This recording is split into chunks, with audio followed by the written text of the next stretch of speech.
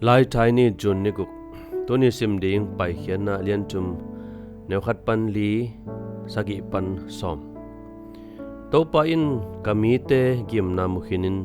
amau te au na sem uk te hangin amau ki ko na kazakhin hi chi pai hian na lian chum neu sagi Mawk Thuaklo a tapa tangwal chil khat moto ta in si a hi manin si ka bui sak lungsim nat na to ke sai tel ma khatin kilung kham sak loken mo hong chi to lungsim nat na te pasyanin ama min thana ding le mirang te phat tom na ding in hong khel sak thei chi zong tel zola hi kensa nat na ka ki bol komin tuanu kamal te in tha hong pe ma hi pasyanin ka na o kathum na o hong za hi lam zong hong phok saki ka chuak na te hong thuak pi be khilowin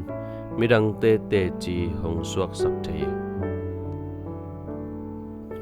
Moses zong pasyan pen ami te thuak na athuak pi pasyan ahi na thei pasyanin Ijipa om kami te gim na mukhinin amau te uk na sem uk te hangin amau ki ko na kazakhin hi amau thuak na te ka thei hi chi Israel mi te zong agim thuak lai takin khatang ki sama ma ho hi ai zong in pasyanin lungsim tong pan aki ko na o za in amau te ahot hiat ding gel na anei lam na phok sakhi athuak na te pan na khang sakin agal te zo pia pasyan min than na piang sakhi late sunga Moses chu ki gen na late number som ko a kanun ta khun sung gem na le hak san na to akidim hangin akip den pasyan ina in kanun tak sung ton tung hongam pi ding chin hong han thoni ama ina in hong mok thuak sak lo ding hi